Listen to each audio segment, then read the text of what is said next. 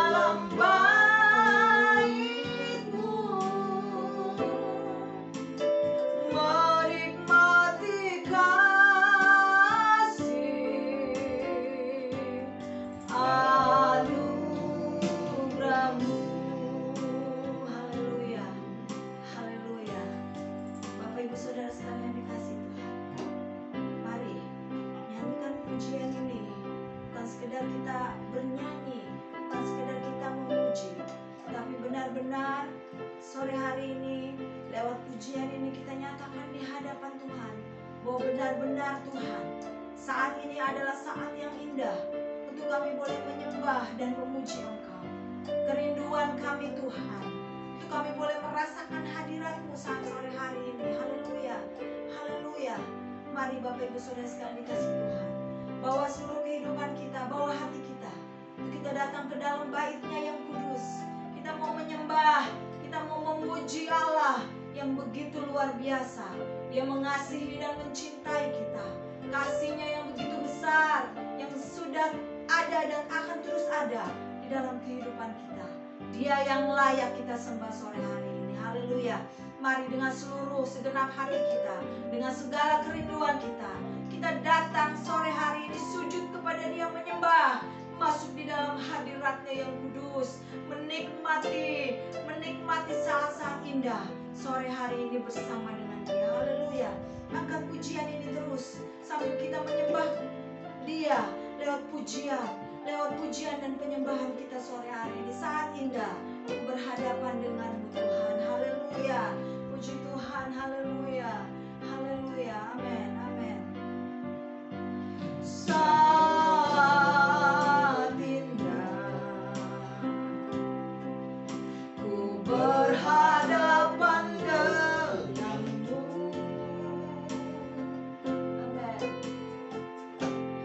Memandang wajahmu, Yesus kekasih jiwaku.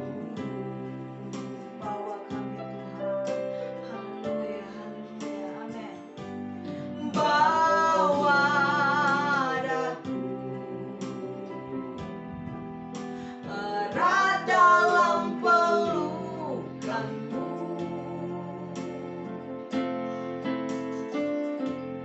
Menikmati kasih dan indahnya hadiratmu, hadiratmu Tuhan. Haleluya. Hadiratmu Tuhan,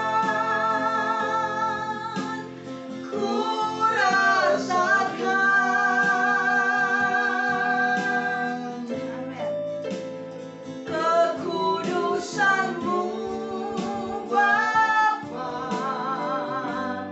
penuhiku.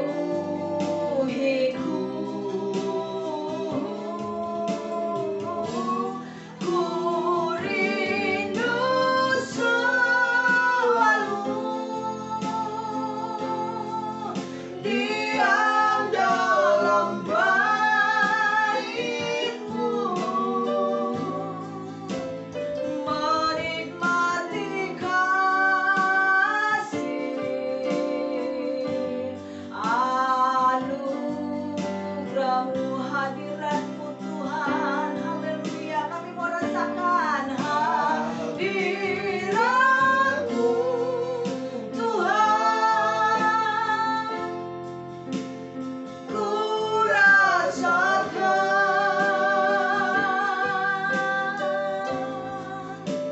Kekudusanmu Bapa, penuhiku.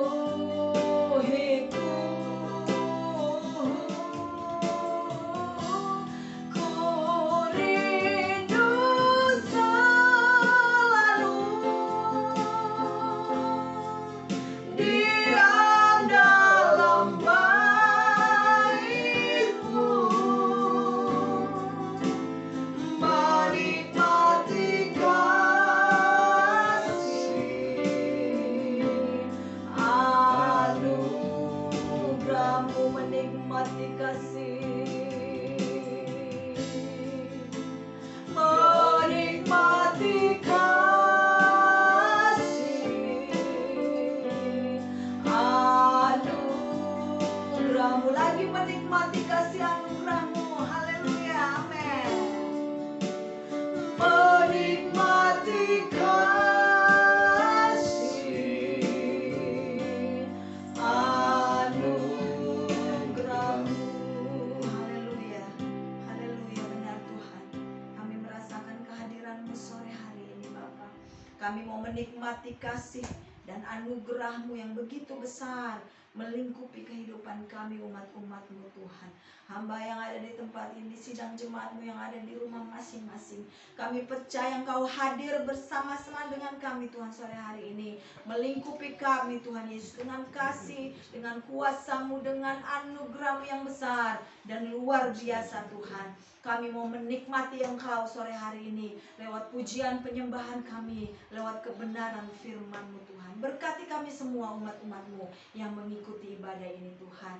Haleluya, haleluya. Engkau hadir bersama-sama dengan kami dan kami siap memuji, memuliakan nama Engkau. Kami mulai ibadah kami sore hari ini hanya di dalam nama Tuhan Yesus Kristus. Haleluya, amin. Puji Tuhan. Tuhan baik, Tuhan luar biasa. sepanjang hari-hari yang kita sudah lalui dan akan kita lalui ke depan.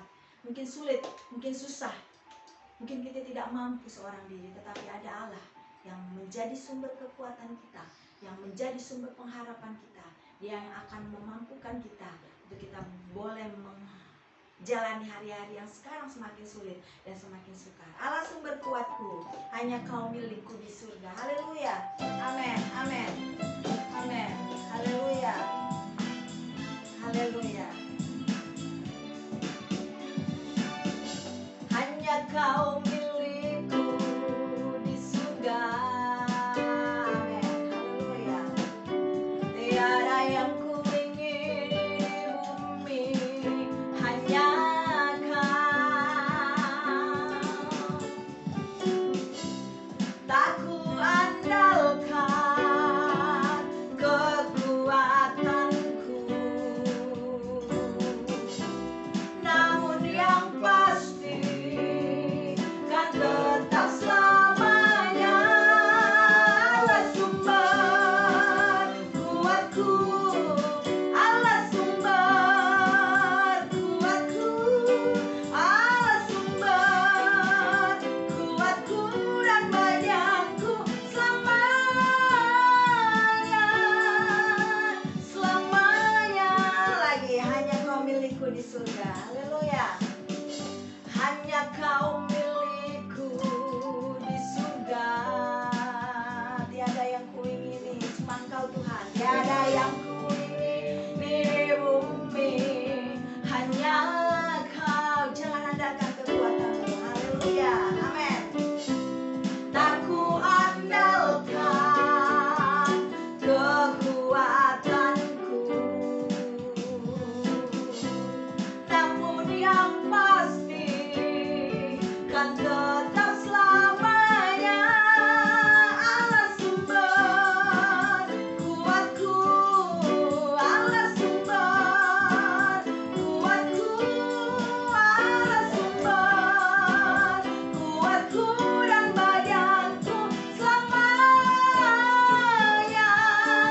Allah sumber kuatku, Allah sumber kuatku, Allah sumber kuatku dan bayanku selamanya, Allah sumber, Allah sumber kuatku, Allah sumber kuatku, Allah sumber kuatku dan bayanku selamanya,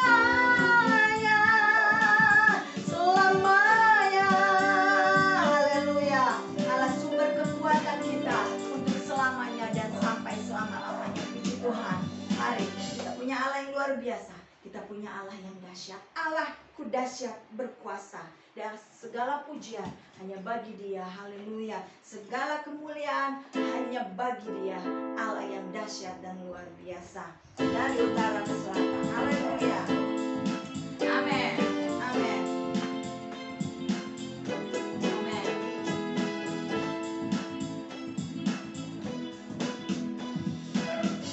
Dari utara ke selatan terdengar pujian bagi Allah. Dari barat sampai ke timur, nama Yesus disanjung tinggi. Dari pulau-pulau, lembah-lembah, gunung-gunung yang tinggi. Haleluya. Kemuliaannya disaksikan, kebesarannya diceritakan. Yesus, Yesus, nama Yesus, nama Yesus disanjung tinggi. Dari pulau-pulau, lembah-lembah, gunung-gunung yang tinggi, tinggi. Allahku dahsyat berkuasa, seluruh bumi sujud menyembah. Tinggikan namamu. Allahku dahsyat berkuasa, seluruh bumi sujud menyembah. Tinggikan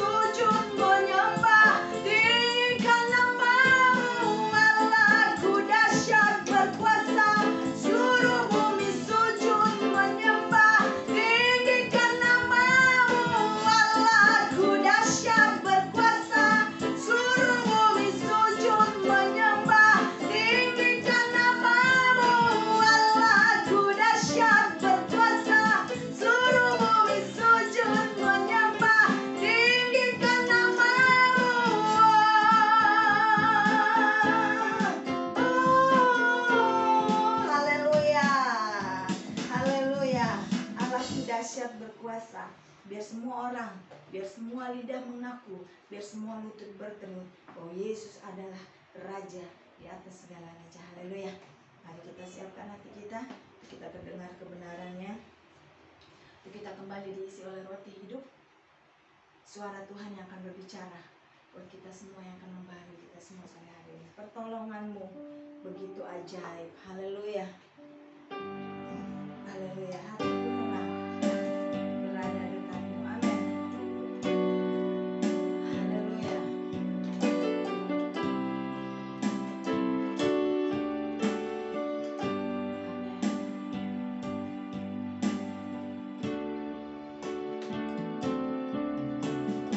Hatiku tenang berada dekatmu.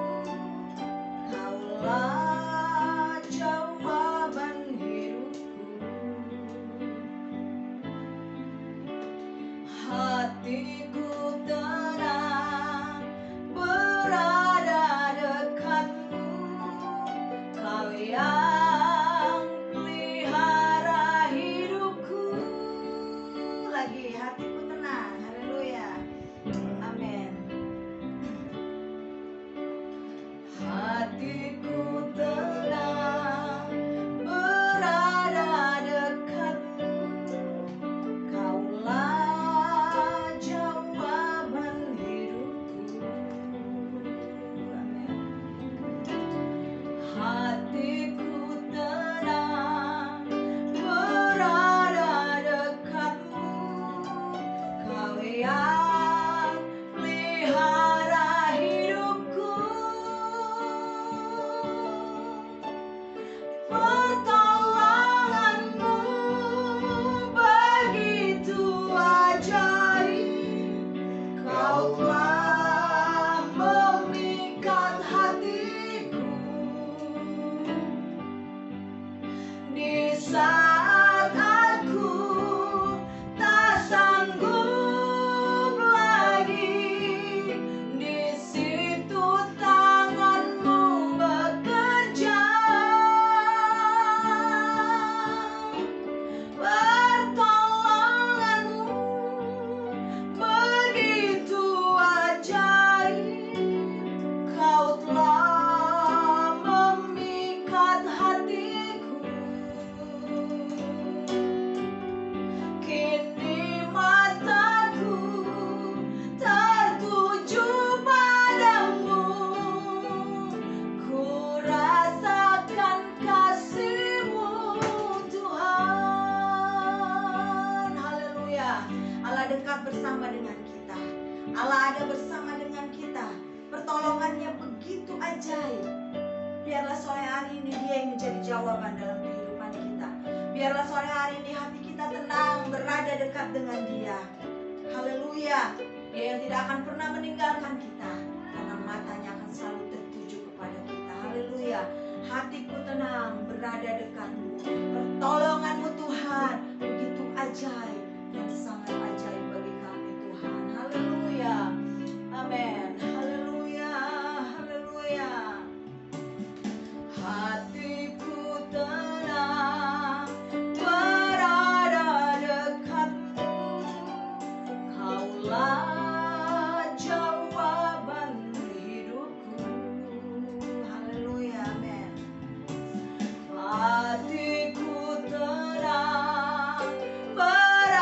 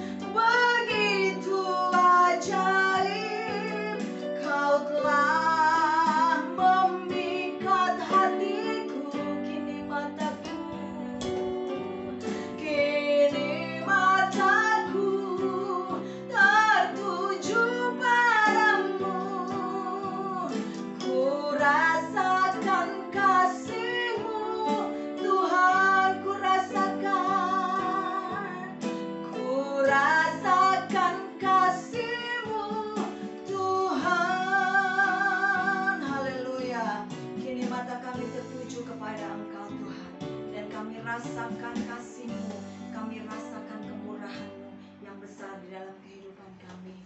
Tuhan Yesus, biarlah pujian yang sudah kami naikkan Tuhan, ini benar-benar menjadi dupa yang berbau harum di hadapan-Mu. Kami percaya pertolongan kami hanya dari Engkau, kekuatan kami hanya dari Engkau, Allah satu-satunya sumber pengharapan kami, Allah satu-satunya sumber kekuatan kami. Kami hanya bisa berlari kepada Engkau, kami hanya bisa datang kepada Engkau Tuhan, di saat kami lemah, di saat kami tidak berdaya Tuhan. Kami percaya karena kami punya Allah yang luar biasa. Terima kasih Bapa. Kami mau mendengarkan suara-Mu sore hari ini. Kami mau mendengarkan kebenaran-Mu yang akan kembali berbicara buat kami, yang akan kembali mengubahkan dan membentuk hidup kami, yang akan kembali membawa kami hidup sesuai dengan apa mau-Mu dan sesuai dengan apa yang menjadi kehendak-Mu Tuhan, sehingga kami boleh menjadi umat-umat-Mu yang boleh menyenangkan hati-Mu Tuhan.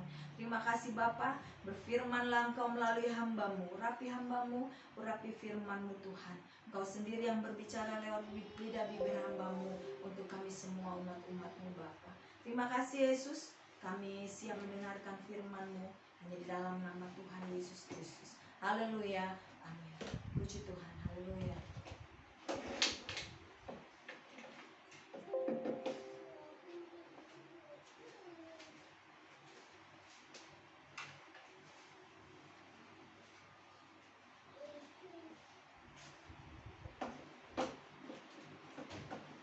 Puji Tuhan, Bapak Ibu Saudara yang dikasihi Tuhan Yesus, kita kembali beribadah pada sore hari ini, mengucap syukur. Hari ini tanggal 25 Juli 2021 ya. Waktu begitu cepat bergerak dan kita sudah di penghujung bulan Juli. Tapi kita percaya dan kita tetap berharap bahwa pertolongan Tuhan yang begitu ajaib tetap menyertai kita sampai hari ini, bahkan sampai kesudahannya ya. Dan percaya kepada Tuhan tidak ada yang mustahil bagi orang percaya. Namun tentu saja perkara ajaib yang Tuhan kerjakan tidak mungkin terjadi tanpa keterlibatan kita sebagai orang percaya. Dan tema kita pada sore hari ini yang membuat kita harus lebih berani lagi, berani mengikut Tuhan. Tema kita berani berubah. Kenapa kita harus berubah? Kenapa kita harus berubah? Nanti kita lihat. Sebelumnya kita membaca dulu di dalam 2 Korintus pasal yang kelima. 2 Korintus pasal yang kelima, ayat yang ke-17, ayat yang sudah sangat sering kita baca dan kita dengar. 2 Korintus 5 ayat 17. Jadi siapa yang ada di dalam Kristus, ia adalah ciptaan baru. Yang lama sudah berlalu, sesungguhnya yang baru sudah datang. Jadi siapa yang ada di dalam Kristus, ia adalah ciptaan baru. Yang lama sudah berlalu, sesungguhnya yang baru sudah datang. Banyak orang berpikir tentang kekristenan sebagai sebuah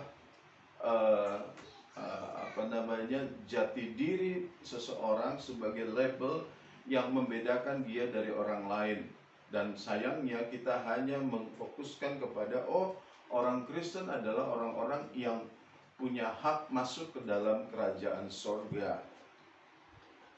Ya, itu tidak salah kalau kita berbicara pada goal akhirnya, ya, bahwa kita nanti akan bersama-sama di dalam kemuliaan bersama-sama dengan Tuhan, ada di sana. Tetapi hakikat Kristen, kalau kita membaca ayat yang di dalam 2 Korintus 5 ini, kita melihat hakikat dari orang Kristen. Hakikat kekristenan adalah sebuah perubahan. Di kekekalan sudah pasti kita berubah, tetapi kekristenan juga berbicara pada saat kita masih hidup di muka bumi ini. Siapa yang ada di dalam Kristus, ia adalah ciptaan yang baru. Berarti ada ciptaan lama berubah menjadi ciptaan baru. Kekristenan berbicara tentang perpindahan dari gelap kepada terang, Bapak Ibu. Ya, 1 Petrus pasal 2, 1 Petrus pasal 2 ayat 9, di sana dikatakan kamu adalah umat, ya, imamat, bangsa yang terpilih, imamat yang rajani, bangsa yang kudus, umat kepunyaan Allah sendiri. Ini statusnya. Ya. Ini statusnya. Supaya kamu memberitakan perbuatan-perbuatan yang besar dari Allah. Ini tugasnya, yang telah memanggil kamu keluar dari kegelapan kepada terangnya yang ajaib. Kita melihat bahwa status dan pekerjaan itu terjadi karena ada perubahan, ada perpindahan dari gelap kepada terang yang ajaib. Ya. Ada perubahan, perpindahan dari gelap kepada terang. Lalu kalau kita membaca di dalam Roma pasal 12, Roma pasal 12 ayat 2, di sana dikatakan bahwa jangan serupa dengan dunia, tetapi berubahlah oleh pembaruan budimu. Ya. Kita sudah diberikan pembaruan budi pada saat kita percaya, kita dijadikan ciptaan yang baru.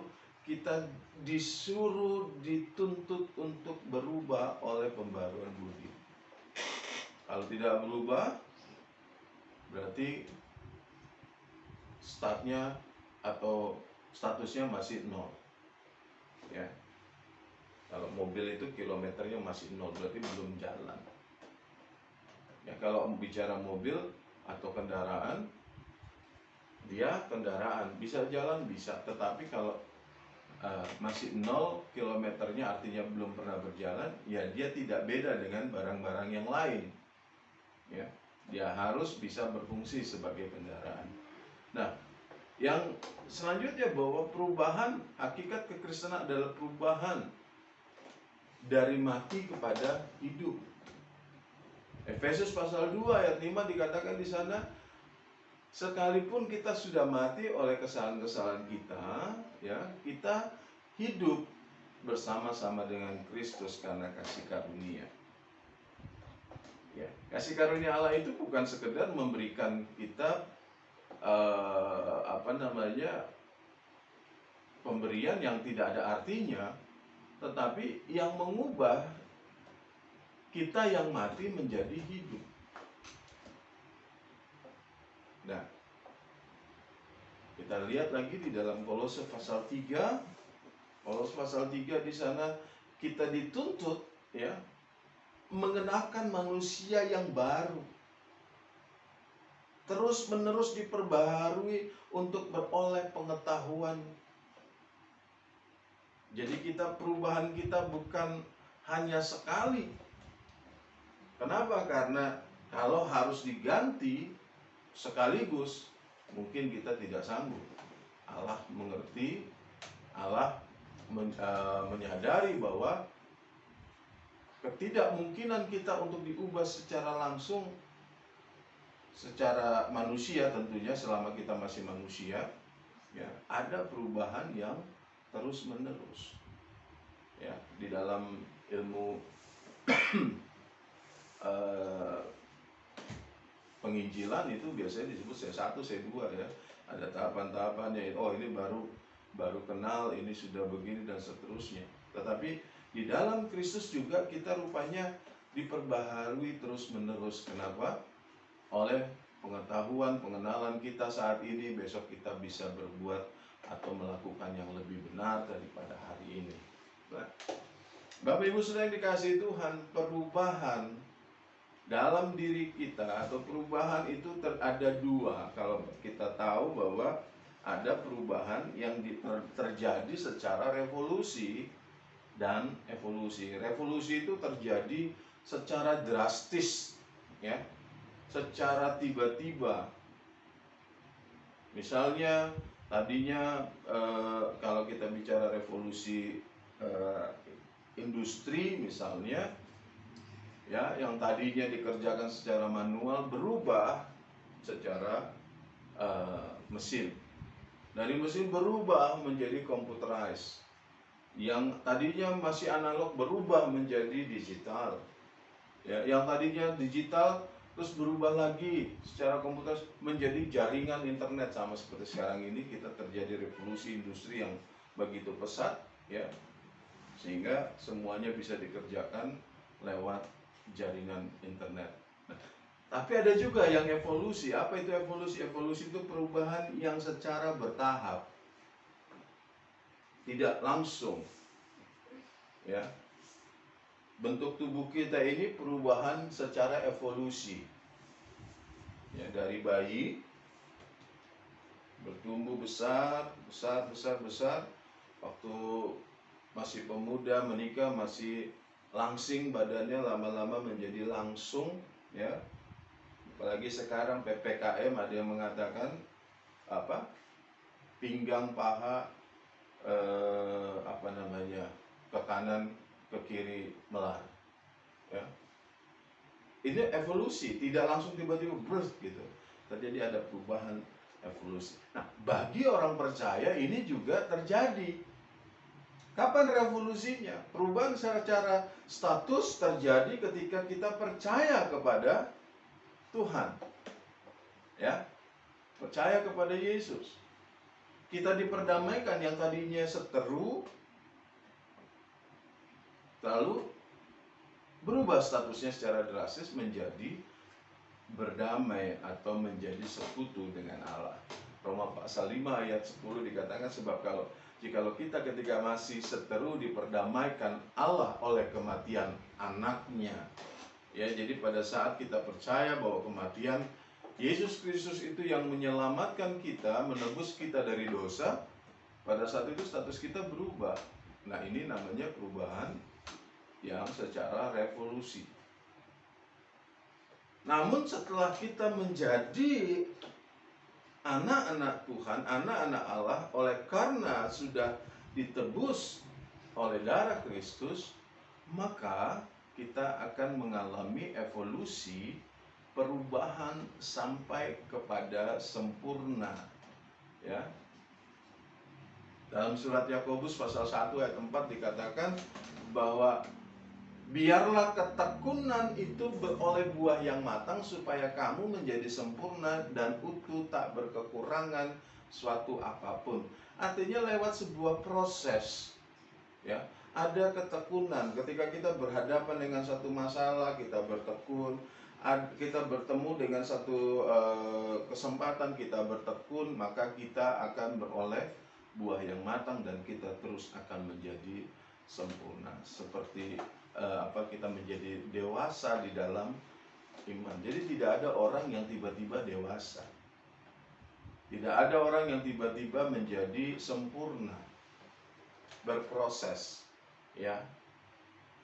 Kalau ada satu dua itu hanya Tuhan yang tahu, ya, hanya Tuhan yang tahu. Tetapi secara normal, ya, kalau kita belajar dari pelayanan Tuhan Yesus, dia juga melalui sebuah proses, ya.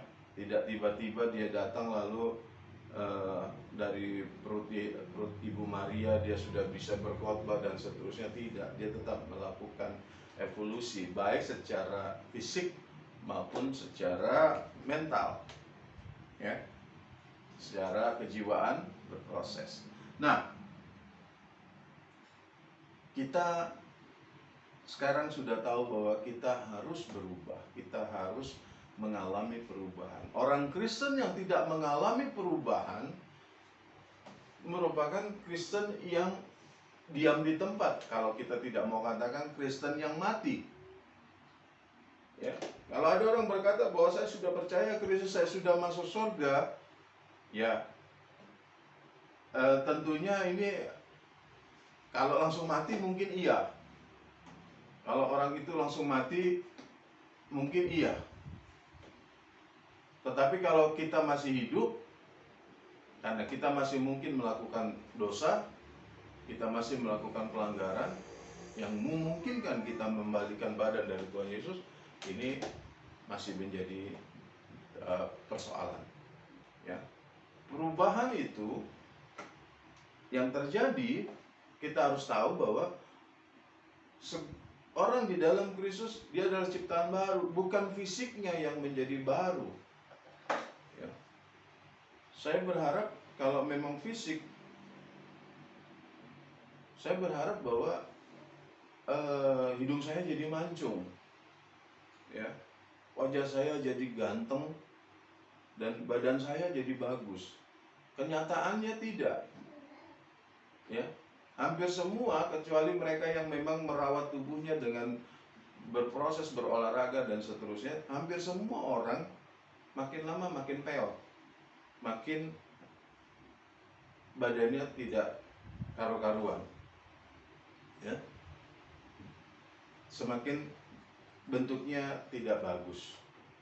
Nah, kalau misalnya kita berbicara tentang perubahan, tentunya di dalam Tuhan, 2 Korintus pasal 4 ayat 16, kita lihat di sana, sebab kami tidak tawar hati, tetapi meskipun manusia lahiriah kami semakin merosot, namun manusia batinia kami diperbaharui dari sehari ke sehari. Berarti yang diubah, yang mengalami pengubahan adalah manusia batinia. Ya, yang tentunya manusia batinia ini akan berpengaruh, akan memengaruhi bagaimana cara hidup kita. Kalau batinnya tenang, maka perilakunya juga tenang. Kalau batinianya kudus, maka yang dilakukan juga kudus. Kalau batinianya dekat dengan Allah, maka juga apa yang ditampilkan di dalam kehidupannya menggambarkan kedekatannya dengan Allah. Ya, sangat aneh kalau orang berkata dekat dengan Allah tapi dengan manusia tidak bisa dekat. Itu aneh. Tetapi kalau batinnya kita dekat dengan Allah, maka kita juga akan merasakan kedamaian dan membagikan kedamaian itu kepada orang lain. Nah, jadi perubahan yang kita harus berani putuskan, perubahan yang berani kita hadapi adalah perubahan secara batiniah. Nah, jadi bukan perubahan secara lahiriah. Jadi jangan berpikir bahwa kalau di dalam Kristus kita pasti kaya, semua masalah jadi hilang. Ya, dulu ngontrak, sekarang punya rumah. Ya puji Tuhan kalau kita diizinkan Tuhan punya, ya. Diizinkan Tuhan punya. Oh dulu miskin, sekarang kaya. Oh dulu susah pekerjaan, sekarang jadi mudah. Puji Tuhan kalau itu terjadi. Tetapi yang kita harus pahami bahwa keberhasilan hidup secara lahiriah itu tidak selalu menjadi ukuran apakah kita perlu berubah di dalam Kristus. Tetapi yang jelas manusia batiniah kita. Ya, lalu bagaimana kita bisa melihat bahwa manusia batiniah kita berubah? Ya, kita baca di dalam 2 Korintus pasal 5 ayat yang ke-15. Dan Kristus telah mati untuk semua orang, supaya mereka yang hidup, saudara dan saya, tidak lagi hidup untuk dirinya sendiri, tetapi untuk Dia yang telah mati dan telah dibangkitkan untuk mereka, yaitu saudara dan saya. Bapak Ibu, Kristus sudah mati untuk tebus kita dari dosa. Ya. Lalu Dia juga bangkit. Kenapa? Dia mati supaya kita ditebus dari dosa. Nah, ketika kita sudah ditebus oleh dosa, tadi kita sudah mengalami perubahan secara revolusi, maka di dalam diri kita harus punya satu kesadaran bahwa kita tidak lagi hidup untuk diri kita sendiri. Ya. Kita tidak hidup lagi untuk diri kita sendiri, tetapi untuk Dia. Dalam praktek hidup kita banyak orang yang sedikit mengartikan ini, oh berarti kita bukan hidup untuk diri kita sendiri, kita hidup untuk orang banyak, yang penting berbuat baik. Tidak ke sana, ya. Kalau pada akhirnya kehidupan kita yang kita arahkan kepada Kristus itu membuat kita menjadi orang yang baik, yang melakukan banyak kebaikan, itu urusan nanti berikutnya. Tetapi paradigma kita harus kita arahkan, pemikiran kita harus kita arahkan bahwa saya bukan hidup untuk saya, tetapi hidup untuk Dia. Ya. Apa itu hidup untuk Dia? Hidup untuk Tuhan berarti kita tidak hidup untuk diri sendiri. Tidak hidup untuk diri kita sendiri.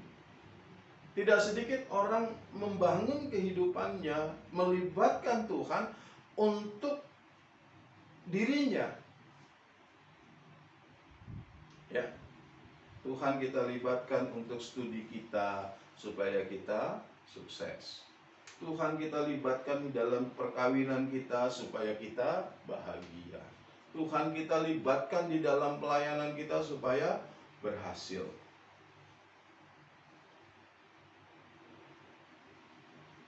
Tuhan kita libatkan untuk diri kita. Ini harus kita balik.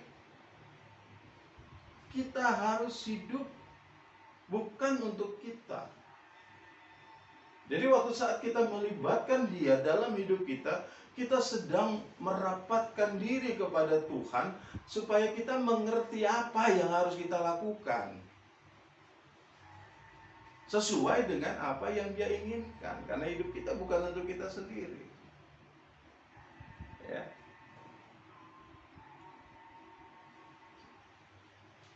Bukan untuk diri kita sendiri.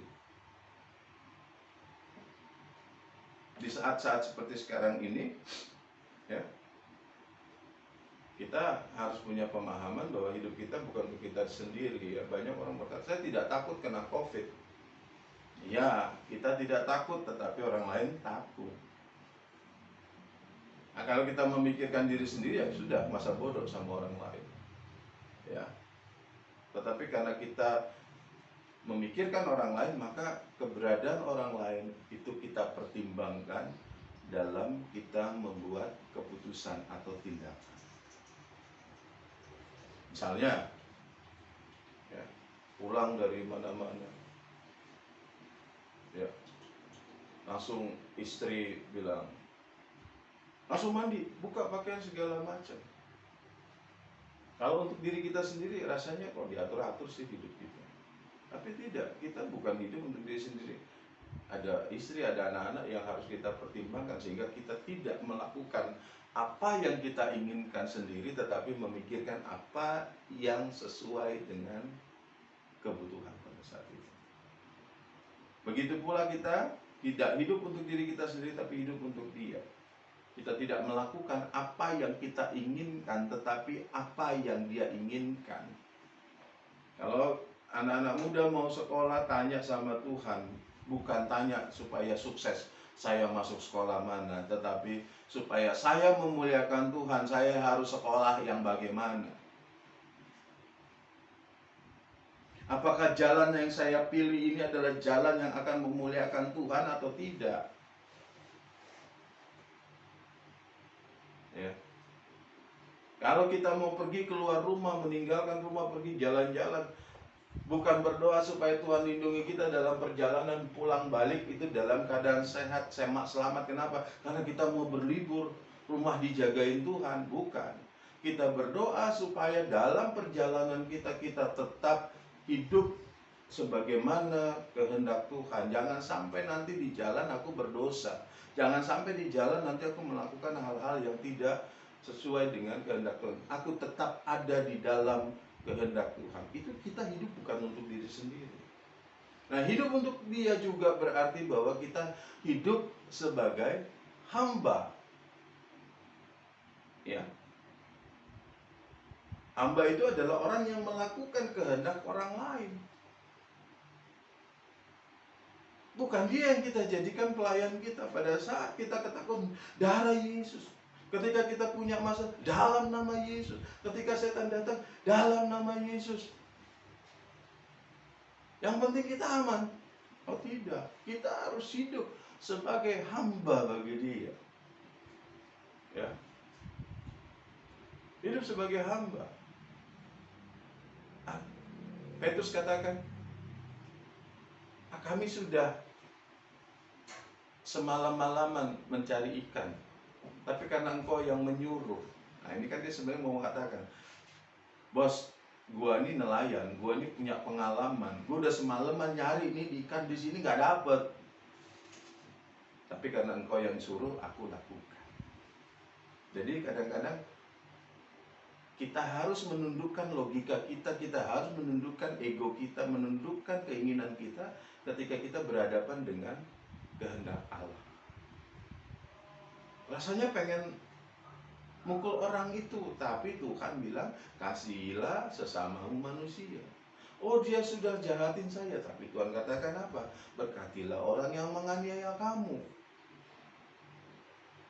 Oh, berapa kali saya harus ngampunin dia? Dia udah berulang-ulang kali. Tuhan katakan, ampunilah dia 70 kali 7 kali. Nggak masuk di akal, tapi itu kehendak dia. Yang ketiga, kita harus hidup dalam ketaatan, dalam pimpinan kebenaran, taat. Apapun yang dia katakan, taat. Kalau kita percaya sama Tuhan, maka kita percaya bahwa apa yang dia katakan adalah kebenaran dan kita taat. Ini tiga cara hidup, bagaimana kita hidup untuk Tuhan. Tidak enak Bapak Ibu, tidak enak.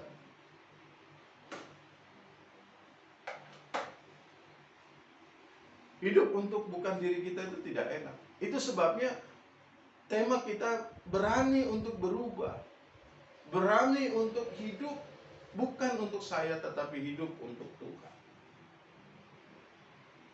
Kita baca satu ayat di Roma pasal 6, surat Roma pasal 6 ayat yang ke-16. Apakah kamu tidak tahu bahwa apabila kamu menyerahkan dirimu kepada seseorang sebagai hamba untuk mentaatinya, kamu adalah hamba orang itu yang kamu harus taati, baik dalam dosa yang memimpin kamu kepada kematian maupun dalam ketaatan yang memimpin kamu kepada kebenaran. Kalau kita berkata, Tuhan jadilah Engkau, jadilah juru selamat, jadilah Tuhan bagi saya, berarti aku menyerahkan hidupku ke dalam tangan-Mu. Kita sedang berkata secara nyata, aku adalah hamba-Mu. Kita harus taat. Tidak ada pilihan lain yang menyatakan diri bahwa kita adalah orang Kristen yang mengikut Kristus, tetapi kita tidak menaruh diri kita menjadi hamba kepada Dia. Kita sedang bermimpi, sedang berdusta. Beranikah kita berubah untuk itu? Mengubah segala paradigma kita yang tadinya mengarah kepada diri kita sendiri, mengarah kepada kemakmuran kita, mengarah kepada kemasyuran kita. Tidak sedikit orang berdoa, berpuasa supaya pelayanannya bagus, lalu supaya dia menikmati hasilnya. Tidak sedikit orang berdoa supaya dia mendapatkan apa yang diharapkan. Ya. Tidak salah kita berdoa kepada Tuhan, menyatakan keinginan hati kita. Tapi kita ingat Tuhan Yesus berkata di Taman Getsemani, dia berdoa, Bapa, kalau boleh cawan ini lalu, tetapi bukan kehendakku, tapi kehendak Bapa yang jadi. Perubahan gaya hidup dimulai dari perubahan cara pikir, cara pandang kita terhadap tujuan hidup kita. Itu yang menjadikan kita akan bisa menjadi Kristen atau bukan. Ya. Mari kita buka ayat terakhir di dalam Galatia pasal 2. Galatia pasal 2 ayat yang ke-20. Paulus berkata, namun aku hidup, tetapi bukan aku lagi sendiri yang hidup, melainkan Kristus yang hidup di dalam aku, dan hidupku yang kuhidupi sekarang di dalam daging adalah hidup oleh iman dalam Anak Allah yang telah mengasihi aku dan menyerahkan dirinya untuk aku. Mari kita belajar dari Rasul Paulus, Bapak Ibu. Dia menyadari bahwa keberadaannya, keselamatannya saat ini yang dia buat, yang dia miliki, itu menjadikan dia membuat keputusan bahwa hidupku bukannya aku lagi, bukan aku sendiri yang hidup, melainkan Kristus yang hidup dalam aku. Ini tidak menghilangkan kemanusiaan kita. Jangan berpikir bahwa Kristus hidup dalam kita lalu dia mengambil alih dan kita diam-diam saja. Tidak. Ini berarti kita memberikan ruang yang seluas-luasnya di dalam hidup kita, di dalam pikiran kita, di dalam kehendak kita, di dalam keputusan-keputusan kita, bahwa Kristus ada di dalam diri kita, sehingga kita tidak lagi membuat keputusan berdasarkan keinginan kita. Amin. Seorang suami yang menyadari dia punya istri, dan sebaliknya mereka tidak melakukan apapun terhadap dirinya sendiri tanpa dia memberitahu. Ya, kalau mau potong kuku ya bukan urusan, itu tidak menyangkut hubungan. Tetapi hal-hal yang lain, ya, yang berkaitan dengan hubungan, tentunya ada komunikasi, ada pertimbangan-pertimbangan. Oh, aku tidak boleh begini, nanti istriku akan kecewa. Oh, aku tidak begini, suamiku pasti akan kecewa. Kita juga begitu dengan Tuhan. Jadi kita bukan hidup untuk aku lagi. Aku bukan hidup bukan karena aku lagi, tetapi Kristus yang hidup. Apakah aku akan memberikan tubuhku kepada kenajisan sementara dia ada di dalam diriku? Apakah aku akan melakukan dosa sementara dia adalah bagian dari hidupku?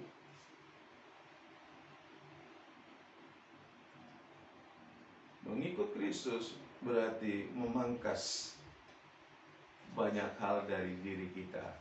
Segala hal-hal yang manusiawi dari kita, keinginan-keinginan daging, keinginan-keinginan apapun itu yang bertentangan dengan Allah, harus kita pangkas. Ya. Harus kita pangkas.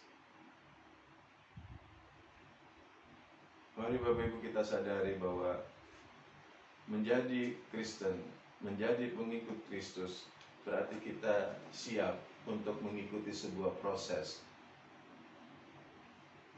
yang Tuhan Yesus ambil dan kita ikuti, supaya kita nanti bisa menjadi serupa dengan Dia. Ya. Tidak enak ketika kita menjadi orang-orang yang memutuskan untuk taat kepada kebenaran. Tapi Tuhan Yesus katakan, masuk melalui pintu yang sesat, karena lebar pintu, luas jalan menuju kepada kebinasaan. Memang ketika kita menghadapkan kenyataan dengan keinginan daging kita, ini terasa berat.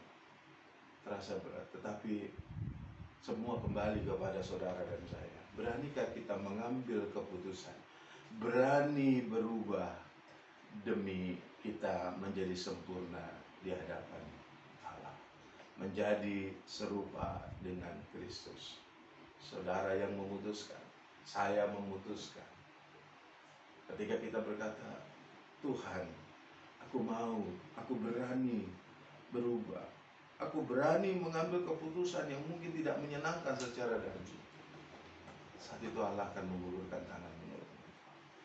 Haleluya. Amin. Mari kita sama-sama berdoa. Bapa di dalam surga, di dalam nama Tuhan Yesus Kristus, kami bersyukur, berterima kasih sebab Engkau baik, Engkau menolong kami. Tuhan, perjalanan hidup kami banyak kali membuat kami harus mengambil keputusan-keputusan yang tidak menyenangkan hati Tuhan.